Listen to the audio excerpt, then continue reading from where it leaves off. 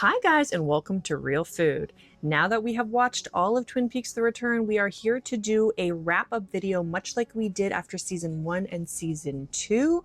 So you all submitted a lot of great questions. We're going to address those here today. So we're just going to get into it. But this time I'm here. This time also the co-creator is here. Which is probably weird. You haven't really seen a lot of the questions either, No, so I don't know this is going to be interesting for you. We're going to start with questions related to music. We got a couple of questions about music, which makes sense. Music is a really big part in The Return. So, first question was, what are your top 5 Roadhouse acts from this season? I'm going to give you my top 5 just in the order that they appeared, not like ranking them in any particular order. So, the first one is from episode 2, Shadow by Chromatics. This song is dreamy, it's synthy, and it's catchy. What more do you want from a song? Next, I have episode 8, She's Gone Away, 9 Inch Nails. This isn't a song I would just like listen to just for fun, but I have not stopped thinking about it or the episode that it comes from since I watched it. So it was just such a vibe and fit so well with the episode, and it was really actually kind of creepy and scary how he was like laughing into the microphone. So for that reason, I had to give it a spot in my top 5. Next, I have, come on, Episode 10, No Stars, Rebecca Del Rio. This woman's voice is absolutely beautiful. It is so powerful, but like gentle and warm all at the same time. And the song itself was just so sad. It really stuck with me. In spot number 4, episode 14, Wild West. I don't actually know. I think it's Lizzie. Do you know how to say? Lizzie. I'm not sure. My apologies. But it was very catchy song. Loved the lyrics. Living life on the edge. I can relate to that. And this is definitely a song I would just listen to kind of like on my own. So I loved this song. And last one, I don't know if this is cheating or not, but episode 17, The World Spins by Julie Cruz. I am aware this is a song we've heard before, but we got to hear it from a modern day Julie Cruz, and so I had to give it one of my number 5 spots. I don't know if you agree, disagree, have some other... So you didn't rank them. These are just in order of appearance. Yes. That's a coward's choice. Okay. I will name my favorite. Okay. It's Shadow, obviously, by Chromatics. And I don't love much of the other ones. I do like the No Stars song. I'll be brave and say Just You by... Oh my god, that's not a real answer. This is definitely not a real answer. Okay, well, the Veils have a great song, but that's, I don't know, not as good as the other ones. I'm only going to say the 2 then, and then James. Okay. So Shadow by Chromatics and No Stars. Got it. Okay. And Harry Dean Stanton, I guess he wasn't at the Roadhouse, but he's singing a little. Okay. Well, that kind of. Well, we're actually going to get to best song, which I think is a little bit of a different question. But okay. Before we do, we got a really interesting question. I'm going to read it verbatim because it's just I don't know. I can't memorize it. In which reality does the season 3 Roadhouse exist? And do the unfamiliar names we hear talked about have a correlation to characters we already know in another established reality? Parallel lives, perpendicular fates, and seriously, are so many incredible popular bands really playing the same tiny remote venue every night? This is a great question. If this is all happening in one location, they have an incredible, somebody's pulling a lot of weight there. So I guess if you buy into this theory of like parallel lives and universes, which I think is a popular one when it comes to Twin Peaks, then yes, absolutely, that could be true. Some of the people that we're seeing or the names that we're hearing that we're not familiar with could correlate to people we are. Plus we see like James and his friend with the glove show up there. Well, and we see Richard show up there as well. That's the one thing where I'm like, at least one Roadhouse that we're seeing does exist in the universe that we're most familiar with, because right. Freddie and James are at the Roadhouse, are then subsequently arrested, and we see them at the sheriff's station. Right, and Shelley's there, I think. Crew. Shelley's there in the first or second episode. Yes, so at least one Roadhouse is in the Twin Peaks universe that we're most familiar with, but that's not true for every time we see the Roadhouse. There's also the whole Audrey thing of it all. Yeah, so I think that how she's connected to also the names. Or maybe, she says she's connected to Tina or right, people that show up. So there could be some definite credibility, I think, to this idea. I think there's like, people want you to talk about how like online there's a a theory that like Audrey's in a coma and she's like we're gonna get there. she's hearing the radio or something. We're gonna get there. Okay, sorry. Well, this is part of it. Okay. Okay, sorry. We'll get there. But basically, we're saying it could be. It's an interesting theory. It's interesting, but it's also very cliche. Like I think they make fun of this in the movie Ghost Stories, if anyone's ever seen it, where they go through different ghost stories. Spoiler for that. Don't listen if you don't want to hear it. But the guy's like in a coma and he's hearing all of these people, and all the people that were in his stories are like around his bed. But that's just Got it. a classic. Very Wizard of Oz kind of too. We also got the question best song, which I don't know if that was supposed to be kind of like in terms of Roadhouse acts, but I really enjoyed the slowed down American Woman song. Again, it's not like something I would just like listen to, but the impact it had, and we see it twice or hear it twice. I just thought it was a great use of that song and definitely fit with the vibe of the scene and what was going on. So that song really stuck with me. We hear a couple songs twice. Yeah. My Prayer we hear twice. Okay. I don't remember that. I believe My Prayer is the one that was used in part 8 with the woodsman coming to the radio station. Okay. And then it's this used with when Diane and Coop get together at the hotel. Got it. That was also a good song too. Yeah. It's the same song as part 8. Cool. So. Okay. Anything else you want to? Let's see what's in terms of music songs. Well,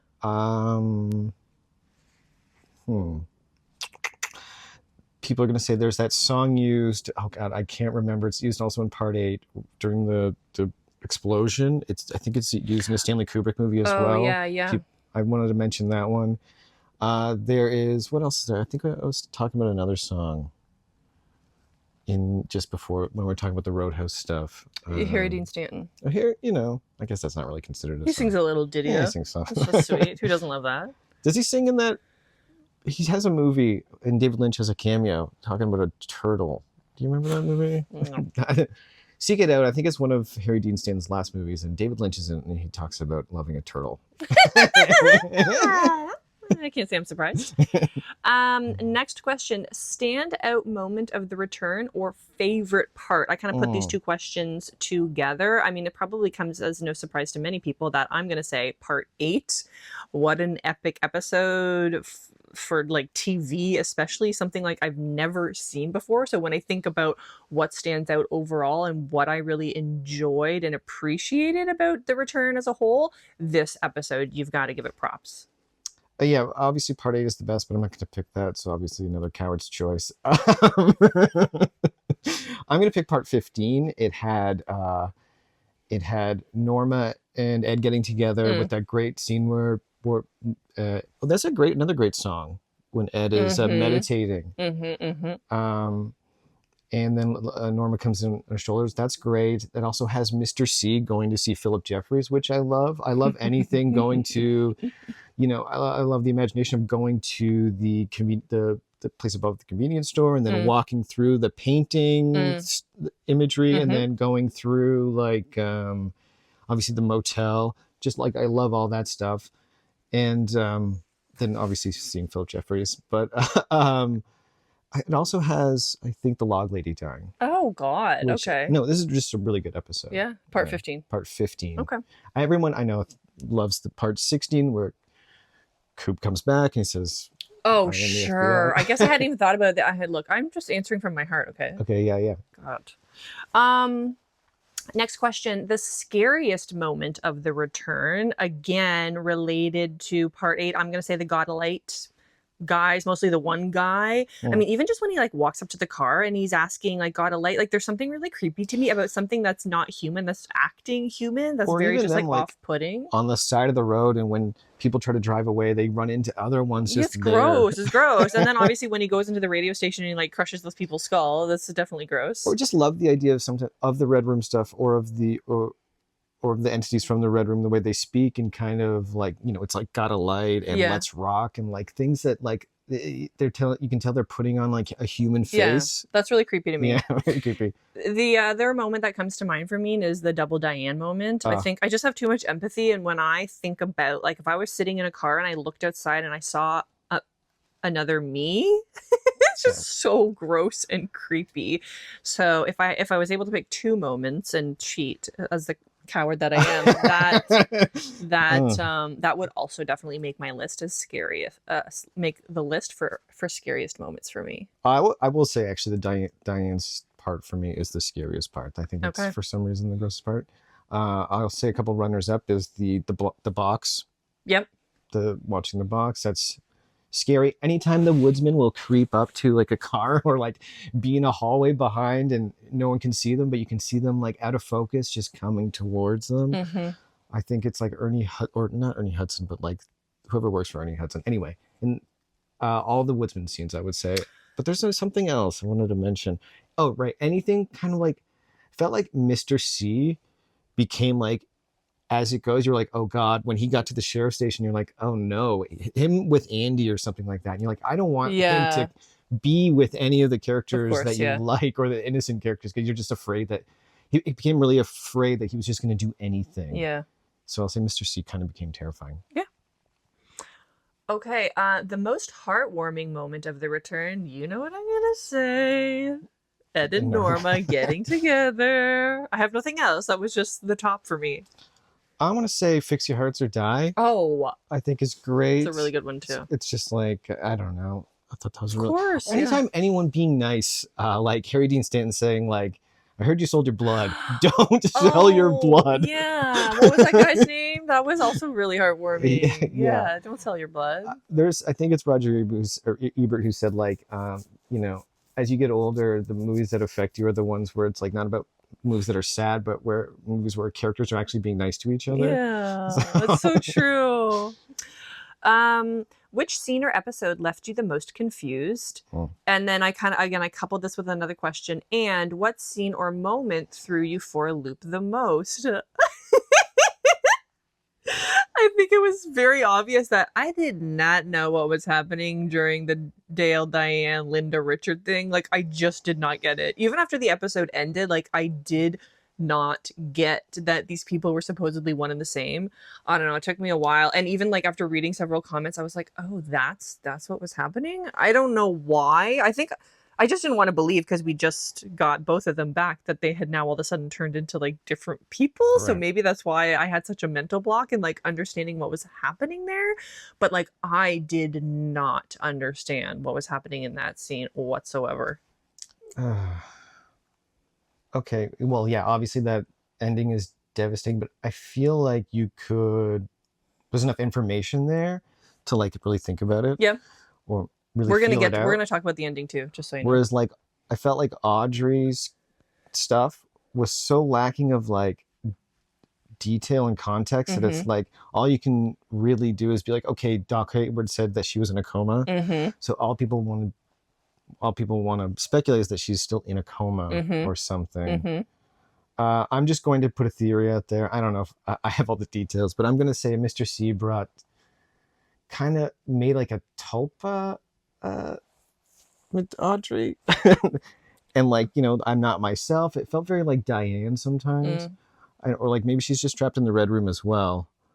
Well, like the real Audrey is like, I don't know, married to some guy named Charlie. This theory has no, like I haven't looked at it, but I'm just going to shoot something out there. So that's the scene that threw you most for a loop. I would say that only because it has zero. Yeah. We've spent so much time with Coop and Dougie and Mr. C that you can kind of figure it out. Whereas Audrey, like, we don't know where she stands with anyone else. So why don't we jump to that question? Because that is a question we got asked as well, like theories about Audrey. So that's actually one I haven't heard before. I've already said them, I think, in one of the videos I mentioned. Mine are much more obvious. Only because it feels like tulpas sometimes they can like, they have the memories of the old person, but they can also sometimes like get confused and like be reminded that they're not the original. Yeah. Yep. You know, like Diane was like, I'm not me, I'm in the sheriff's station or something like that. No, I like that.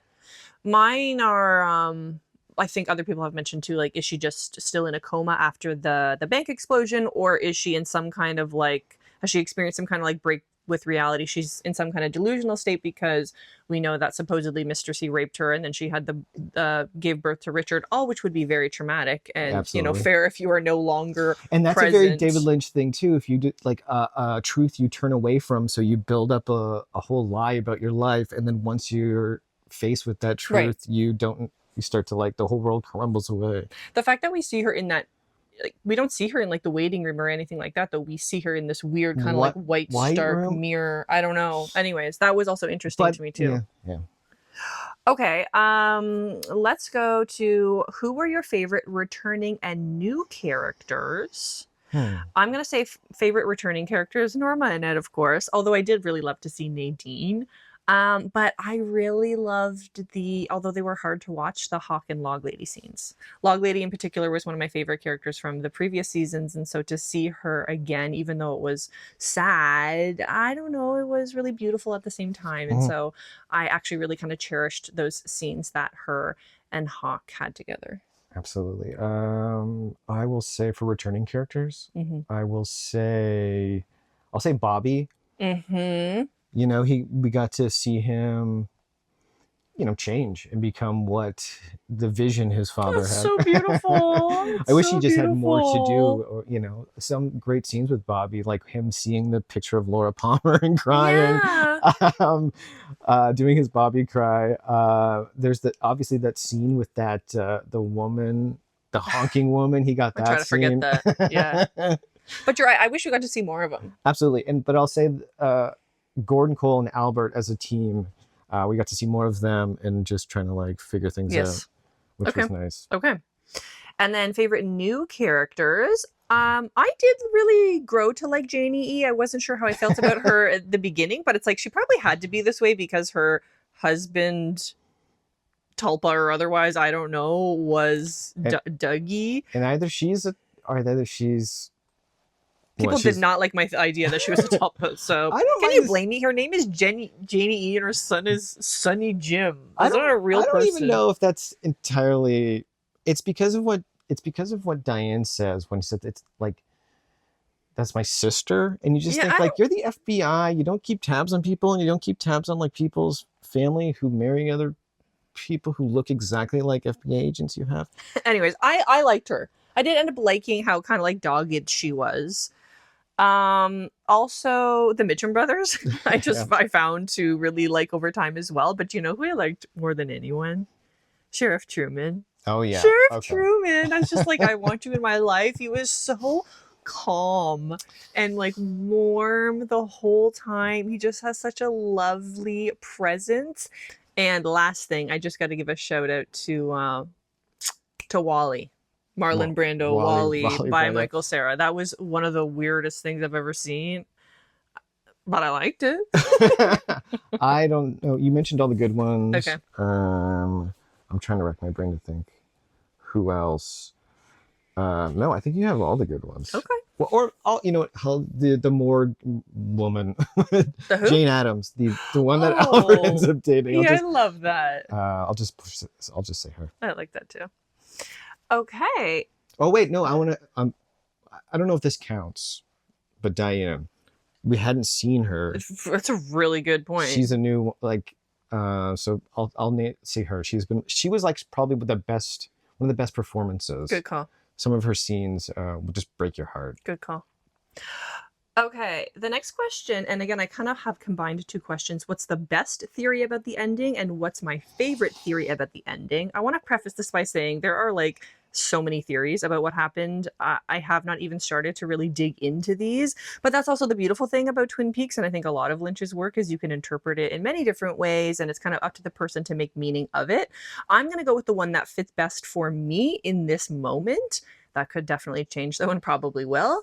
I saw somebody mention that while Lynch wouldn't give answers about what, you know, a lot of things mean, he did say that Twin Peaks is in the same universe as Lost Highway, which we can also say Mulholland Drive, because in Mulholland Drive is it Ronette and did I get it wrong then? Is that what he said? No, Lost Highway also. I think all three of them are in the same universe.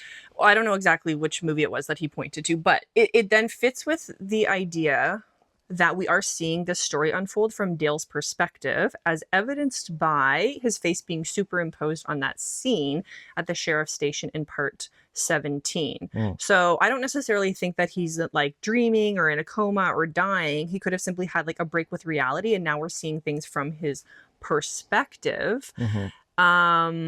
And like maybe this is just after a trauma too, right? Like the Carolyn Wyndham Earl incident. Maybe he had a break with reality and now he is seeing things in a very skewed way where he is some kind of virtuous white knight whose mission it is to save women from evil, but he fails to kind of recognize that that actually can't change things that happened. He is not the person he once was, and simply by doing good, right? Also, his idea of doing good isn't always necessarily in the best interest of other people. So I think he's kind of waking up to this reality at the end that, you know, he hasn't been able to fix things, and so he's kind of waking up to this reality that he is Richard, I guess. He's not who we thought he was. Yeah, exactly. So that's kind of the theory that fits best for me at this point in time. I don't know what you think. I agree. I don't know. I feel like sometimes the details in the story of what's happening is very like fluid and matters less, more of like how things actually feel, or like how the characters feel, or how the scene makes you feel, and that's kind of more of what it is. I'm kind of follow your theory. I think it's more about how it feels, and I think the theory makes sense because they show you early in the last episode, he's at that diner where it's, you know, not the double R, and he comes in there and trying to be the white knight, where he ends up shooting a guy and then causing confusion and putting a gun in a fryer, and it's like I did like that in the moment, but in hindsight, when people were like, that's actually doesn't really seem like Dale. He comes in maybe doing the right thing, but leaves things more dangerous and confused than when it started. So, and that kind of reflects the ending, I think. This idea of trying to save Laura is, in fact, is actually not doing her any good at all. And I think that might fit with like Audrey, because I think how does Audrey fit into this? And I think Audrey is just like, sometimes they'll present scenes where a character's going through something and it reflects how another character is going through. Yeah, because she is the person who seems to be kind of like caught in some kind of as soon as thing of her she's psyche. figured out that the truth is actually hitting her, everything starts to break down. Yeah. And it's just like Mulholland Drive, it's the same way. Yeah. And it's same with the Lost Highway. Yeah. So that actually makes a lot of sense to me.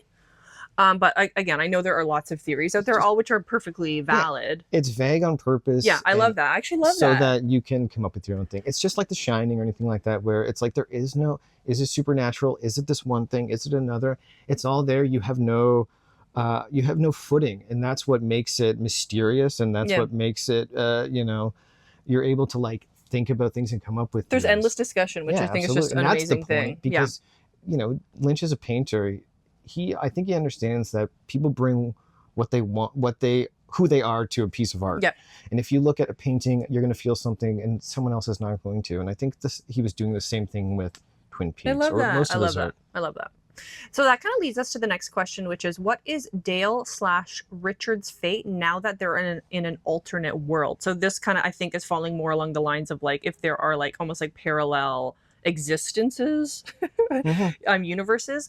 So, but either way, even if you go with the theory that we kind of just presented, it's not a good. It says, is this positive, negative, or neutral? Well, it's definitely not positive, and I don't think it's neutral. It's probably negative. It's a person either waking up to the reality that they are not who they were picturing themselves to be, or literally a person who is now stuck in an alternate timeline, who is now like realizing he is not the same person he was, and I believe is probably stuck there. I don't think it's going to be as simple as going back to Philip Jeffries and saying, hey, can you send me back to that original timeline? I mean, he says like, what year is it? But I think he really is like so confused that that's all he can even say. Like, there's no way you're going to be able to go back to where you were. So like, you can't go like, that's, I think also, it's called Twin Peaks: The Return. And what we know is you cannot return home again without changing how it feels, right? So if you go back and you go to Twin Peaks and you start creating stories there, and you make a new plot, and then you start making new episodes, it changes the way Twin Peaks is in your brain.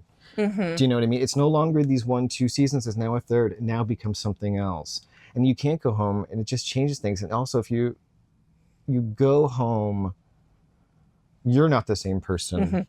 And maybe that's what just happened. If you go home and find out all your old friends are there, and you're not the same person, you're Richard. Anyways, it's definitely not good for Dale/Richard. Okay, this question I'm gonna cop out. Like, I actually think that's kind of fair. What did Laura whisper to Dale in the last episode? I have no idea, and part of me doesn't care to actually know. I think it's one of those things where it's like, I like the mystery of it. And again, you could have like a million different answers. I'm really curious. I should have said with all these questions, I'm actually really curious what people think. So please sound off in the comment section. This one is no different. Like, do you have an idea of what she whispered to him? I really actually did try to sit and think about it, and I'm like, I really don't know. I don't know if you have thoughts or want to answer that. It's the truth he's turning away from. It's the truth he's trying not to hear. Which is you're not who you think you are. You cannot save Laura Palmer. Okay. You're not who you think you are. You cannot save Laura Palmer. Anything that depends on what theory I guess you're going That's for. what I mean, though. Anyways, good for you for even answering that question, because I was like, I don't. Do you feel satisfied with what greatness we have been given? Absolutely, I do. Well, and I think this kind of goes with the question. That's how they phrased it. What greatness? Yeah. Okay.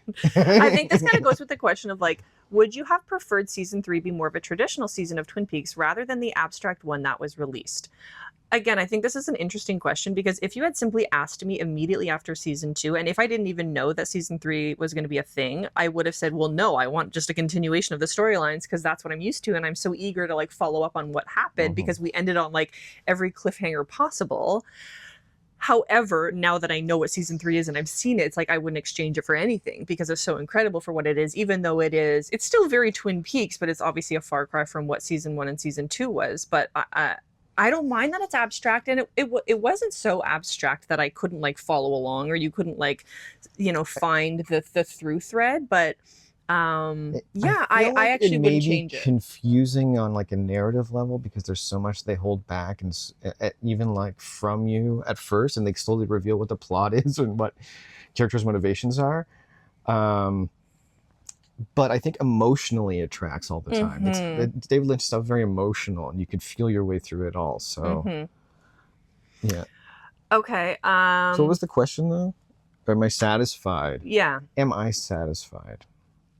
Yeah, I think that like Twin Peaks season 1 and season 2 are basically love letters to all the genre fiction that Mark Frost and David Lynch love, that's mixing around in their heads. It feels like when you put Twin Peaks on, it's like you're falling asleep in front of the cable TV, and shows just keep changing, and all of a sudden you go from a drama and love stories to a detective story, and even to something, even a abstract horror film. And I feel like even the new season is like that, where it's more reflective of like this type of shows we have now. It feels like there's like CSI Las Vegas, or a mafia show, or like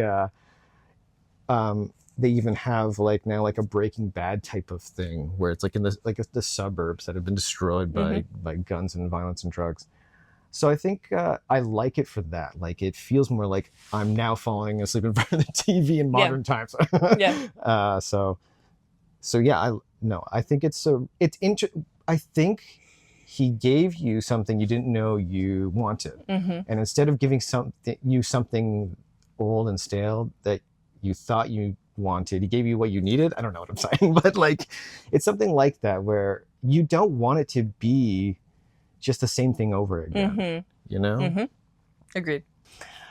Okay. Well, I'm going to call it like second last question. How would you rank the Twin Peaks saga? Is actually one of the hardest questions. And literally I have flip-flopped in how I've ordered these. So again, this could change tomorrow. I'm actually going to put, as crazy as it might sound, I'm going to put Twin Peaks season 2 first. And that's because when I really reflected on it, although this season is so uneven, it has my favorite episodes, like all of the episodes at the beginning and then the end. So that one comes first. Twin Peaks: The Return comes second, just for its absolute creativity and like artistry. Whoa, this is going to be a hot take. Is it? Twin Peaks season 1 is next, because I just loved living in that world and all of the quirky characters, and there was like just enough like weirdness and mystery that was like still alive. We also had the mystery of who killed Laura Palmer still alive. And then last but not least, Fire Walk with Me. Yes, it is a great and incredible film. As a horror fan, it actually has some of the scariest moments I have ever seen that will forever stick with me. But part of when I'm ranking something like this, part of it is rewatchability, and it's going to be a long time, if ever, that I can rewatch that movie. So that is my hot take, apparently, of how I order or do that ranking. I agree in the season 2, especially the first 8 episodes. It has all the stuff that I like, which introduces more of the abstract supernatural horror entities. But I think my ranking would probably be Twin Peaks: The Return As first? as first. Is that a hot take? I don't know. Okay.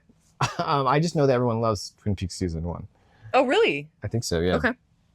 Then I will do Fire Walk with Me.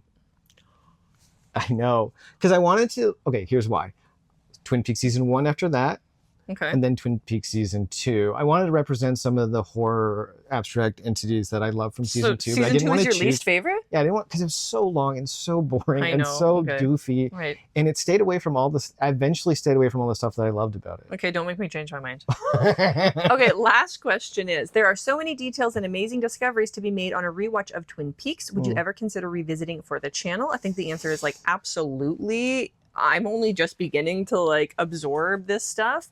I think the idea would be to do a rewatch, perhaps even like a live rewatch. Like we wouldn't edit the episode again, but have it just fully unedited on YouTube. Obviously we couldn't play the episode itself, but like my reaction to it. Maybe discussions too about episodes. Yeah, which would be fun. I think if we were able to do that live sometimes would be fun. And also I think to your point about season 2, we'd probably do this for choice episodes. I don't think we would necessarily revisit every episode, but for certain episodes, especially the really popular episodes, absolutely, this is something we would do down the road. Mm-hmm. Yeah. Okay. I mean, I've already revisited it. This is the first yeah, time, I guess this is the first time I've actually gone through the entire thing. I haven't seen all of season 2. And now I know the whole show line by line. I was going to say, editing it has given you an even more in-depth knowledge of the show. Yes. All right. Well, I hope we answered all of your questions. I did my best to comb the comment section, but there were a lot. So my apologies if I missed you. But thank you for following us on this journey, for all of your great and wonderful questions. And we hope you stay tuned for the Twin Peaks bonus content to come next. And some David Lynch movies. And some David Lynch movies, of course. We're not done with Lynch. We're just taking a little bit of a We got to spread things out, folks, right? We got to spread things out. We want to make it last. Yeah. All right. It was a year full of David Lynch, people. All right. We'll see you in the next one. Bye for now.